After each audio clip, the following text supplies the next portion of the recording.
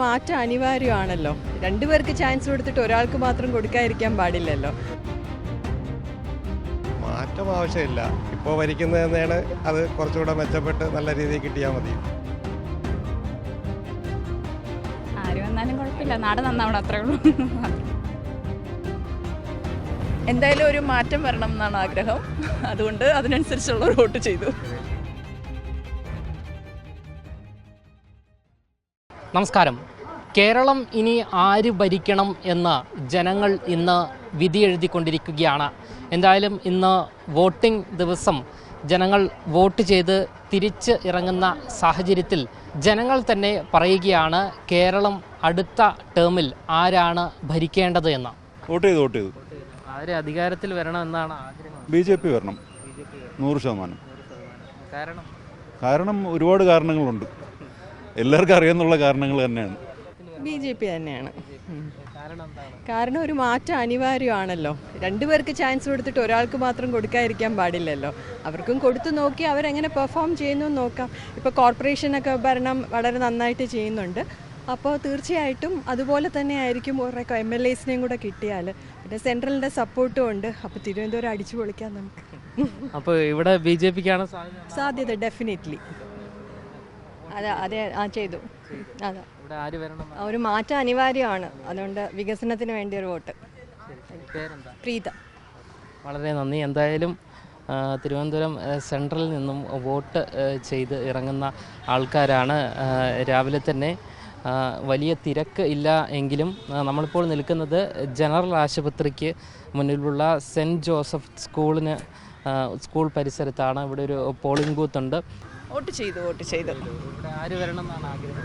എന്തായാലും ഒരു മാറ്റം വരണം എന്നാണ് ആഗ്രഹം. അതുകൊണ്ട് അതിനനുസരിച്ചുള്ള ഒരു വോട്ട് ചെയ്തു. കേരളം ഇനി ആര് ഭരിക്കും എന്നാണ്? അങ്ങനെ ഇപ്പോൾ പറയാൻ പറ്റില്ല. എല്ലാം അറിയാവുന്ന ആൾക്കാരാണ്, അതുകൊണ്ട് അങ്ങനെ പറയാൻ പറ്റില്ല. എന്തായാലും ഒരു മാറ്റം വരണമെന്ന് ആഗ്രഹിക്കുന്നു. ആരേലും വരട്ടെ. LDF വരട്ടെ. ആര് വന്നാലും കുഴപ്പമില്ല, നാട് നന്നാവണം, അത്രേ ഉള്ളൂ. എന്തായാലും ഇതാണ് പ്രതികരണം. യുവാക്കൾ ഉൾപ്പെടെ നിരവധി പേർ വോട്ട് ചെയ്ത് മടങ്ങുന്ന ദൃശ്യങ്ങളാണ് നമുക്ക് കാണുവാൻ സാധിക്കുന്നത്. വലിയൊരു തിരക്കൊന്നും അനുഭവപ്പെടുന്നില്ല. എങ്കിലും വോട്ട് ചെയ്യാൻ ആൾക്കാരിങ്ങനെ വന്നുകൊണ്ടിരിക്കുന്ന ദൃശ്യങ്ങളാണ് നമുക്ക് കാണുവാൻ സാധിക്കുന്നത്. ചേട്ടാ, വോട്ട് ചെയ്തോ? വോട്ട് ചെയ്തു. കേരളം ഇനി ആര് ഭരിക്കണം എന്നാണ് ആഗ്രഹം? BJP തന്നെ. കാരണം നമുക്ക് പുരോഗതി വരണം. എന്താ പേരെന്താ? എൻ്റെ പേര് അരുണാണ്. ശരി. എന്തായാലും BJP ഭരിക്കണമെന്നുള്ള ആഗ്രഹമാണ് പലരും പങ്കുവയ്ക്കുന്നത്. നിരവധി പേർ വോട്ട് ചെയ്ത് മടങ്ങുന്ന ദൃശ്യങ്ങളാണ് നമുക്ക് കാണുവാൻ സാധിക്കും. നമ്മളിപ്പോൾ നിൽക്കുന്നത് കൈമനം പോളിടെക്നിക്കിലാണ്. പോളിടെക്നിക് കോളേജിലാണ് നമ്മളിപ്പോൾ നിൽക്കുന്നത്. വലിയ രീതിയിൽ വോട്ടിംഗ് ശതമാനം ഉയർന്നുകൊണ്ടിരിക്കുന്ന സാഹചര്യമാണ് ഉള്ളത്. അമ്മമാർ ഉൾപ്പെടെ നിരവധി യുവജനങ്ങൾ ഉൾപ്പെടെ വോട്ട് ചെയ്യാൻ വേണ്ടി ഇവിടെ ഇങ്ങനെ എത്തിച്ചേർന്ന് കൊണ്ടിരിക്കുന്ന ദൃശ്യങ്ങളാണ് കാണുവാൻ സാധിക്കുന്നത്. അല്പസമയത്തിന് ശേഷമാണ് ഡെപ്യൂട്ടി മേയർ ആശാനാഥ് ഉൾപ്പെടെ ഉള്ളവർ വോട്ട് ചെയ്ത് മടങ്ങിയത്. ആര് ഭരിക്കണമെന്നുള്ളത് ജനങ്ങളല്ലേ തീരുമാനിക്കുന്നത്. ഒരു മാറ്റം ആവശ്യമുണ്ടോ? എങ്ങനെയാണ്? മാറ്റം ആവശ്യമില്ല. ഇപ്പോൾ ഭരിക്കുന്നത് തന്നെയാണ് അത് കുറച്ചുകൂടെ മെച്ചപ്പെട്ട് നല്ല രീതിയിൽ കിട്ടിയാൽ മതി. ഓക്കെ. എന്തായാലും ജനങ്ങളുടെ വ്യത്യസ്തമായ അഭിപ്രായങ്ങളാണ് വരുന്നത്.